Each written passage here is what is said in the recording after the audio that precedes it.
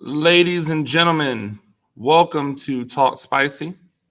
I'm Coach Gene Clemens. Thank you for joining me wherever you are joining me. Rate the show, comment, agree, disagree, but whatever you do, keep it spicy.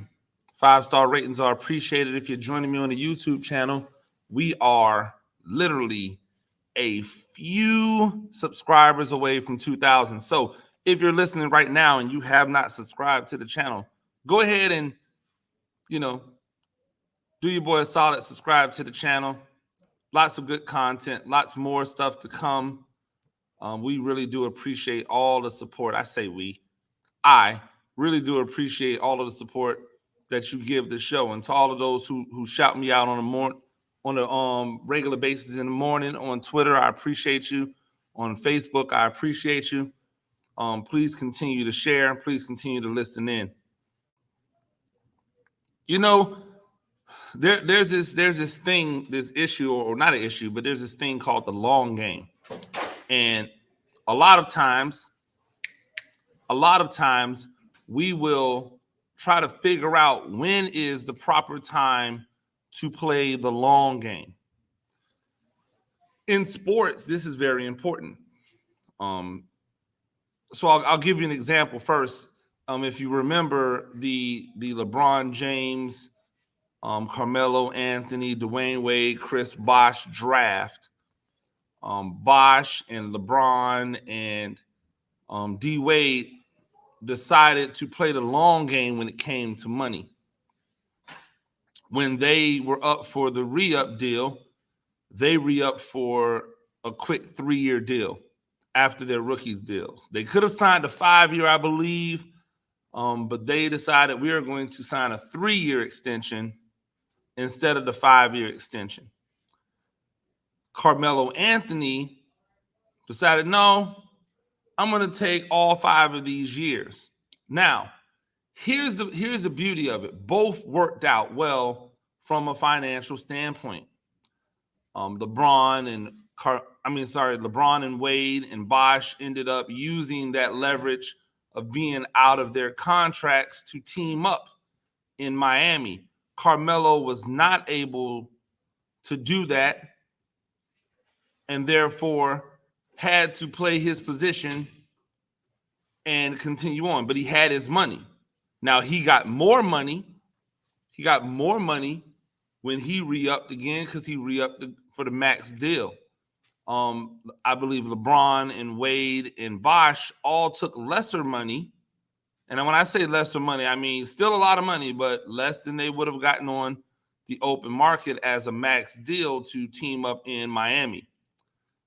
One could argue they made that money back in the fact that they were in Florida and there was no taxes, state taxes. The fact that they're in Florida and they're an entity and they're winning, and so they're able to have other business ventures, other business dealings. So they made that money back in a way.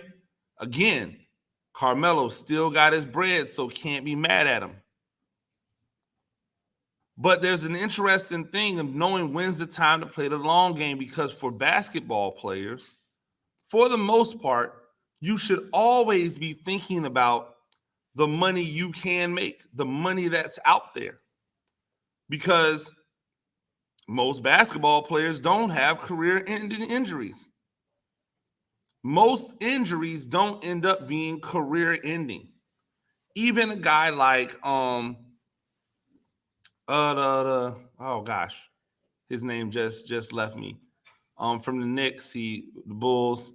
You know what? It'll come back to me in a second as I'm sitting here talking to you. But even guys who have had really difficult injury histories have been able to hang around the NBA and continue to make money. That is not the case in the NFL.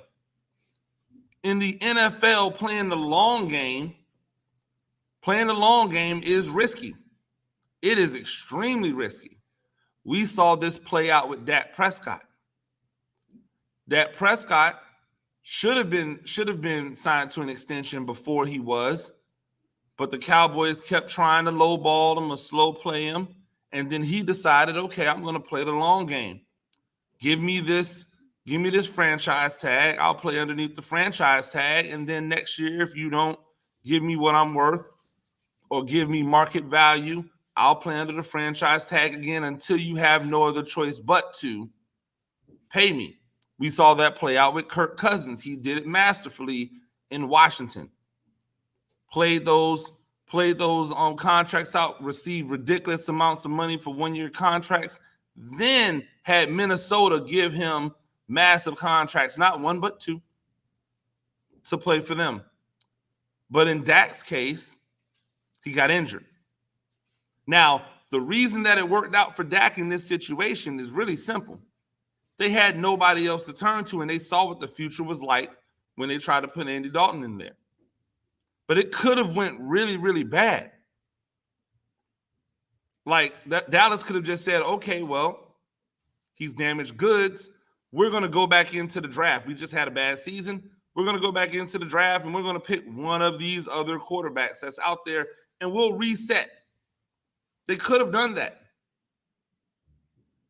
And then we don't know what that open market would have been for Dak Prescott, knowing what his health was. We've seen it, though. We've seen when playing the long game does not work. Isaiah Thomas in the NBA played the long game. Didn't work out well for him. And we're talking about the young Isaiah Thomas, not the old Isaiah Thomas. The young Isaiah Thomas gave his heart and soul in Boston, played through injuries, and when it was time for him to get his money, Boston said, nah, man, we're not going to do that. If he had held out and just waited to be paid, hey, I'm not playing until you pay me, would he have been paid? Maybe, maybe not. Would he have been traded? Probably. Would that team that traded for him give him a contract? Most likely. Instead, it didn't work out for him. He didn't get his money. He never was able to latch on or be the same Isaiah Thomas that he was before he was injured. That's the way. So when we're talking about sports in general, in football, in the NFL, playing the long game, in my opinion, not the way to go. But when you drop down to the lower levels, college, high school, you should always be looking at the long game. You should always be looking, because for you in high school and for you in college, the long game should be education and then a viable life after I finish playing ball. If the long game for you is the NFL, then you're missing the point. Because so few people make it to the NFL that it almost makes it impossible for you to think in that manner. Now, here's what I mean. If you think I want to set myself up with an education and life after college, the NFL can be included in there. The best way to maximize your potential as a high school and college football player is to train your butt off. But that can't just be what you rest on. You can't be a high schooler, have a good game on Friday night, and then come into the school on Monday, Tuesday, Wednesday, and Thursday and act a donkey and not do work. Because for you high school football players out there, with the transfer portal being so full, thousands of kids in the transfer portal, these Division I football teams are no longer looking to fill their roster with 18-year-old immature high school kids. They're looking to fill their roster with guys who can help them right now. So do I go and take an 18-year-old immature high school kid who has okay grades but not great, who has a questionable work ethic, but who has dominated high school kids? Or do I go find this 20-year-old college veteran who has grades that says they're going to be eligible, that can come in and play right now. He already understands the college game. He already understands the expectations. And because he's transferring, he knows that his window is closing. So he is more incentivized to be good, to play well. That's who your high school seniors are going up against. So if you have a son or a daughter and they're rolling around with a 2.5 GPA, you're not helping them. You're not helping them be successful at the next level because they won't get looks. They don't have to anymore. This transfer portal, it traverses all sports. So when we look at the long game, it has to be, hey, you know what? If I have these really good grades, even if my production isn't the highest on the field, I'm able to go where I want to go because the grades get me in, and then I can make it work there. Every single day we see a story about a player in college getting a scholarship who was a walk-on. We just saw another one at Jackson State. Coach Sanders awards a kid a full scholarship, got his mom involved in it. It was a whole little production. It was fantastic. Everybody's excited for that young man. And what did he do to earn that scholarship? Was he the best player on the team? No. Was he the most talented player on the team? No. But he worked his butt off, and he did everything the coaches asked of him, and he was accountable. And sometimes that's all you need to be. Work your butt off, do everything coaches ask of you, and be accountable. That's playing the long game. You're going to be successful on a team, and you're going to be successful in life. In basketball and in football recruitment, so many times we chase the name of a school. Shout out to Jalen Deloach. Coach Deloach doing great things down here in Savannah. Has 3 kids, killing it in college. The third one now at VCU. You don't think that Jalen Deloach had other options besides VCU? And some people who don't know any better might look and go, oh, well, he just went to VCU. But what they don't understand is how many people that VCU has put into the league. What they don't understand is, do you want to go to Kentucky and be one of 15 and fight for minutes because Calipari has to play all 15 of these high-level basketball players in order to get more recruits to come? Or do you want to go somewhere where they really value you? Where they're expecting you to come in and be a major cog, a major piece, not just another opportunity to recruit more people. He played the long game. He played the long game. The short game would have been, let me go and find the program with the highest profile, and let me go to that school with the program with the highest profile.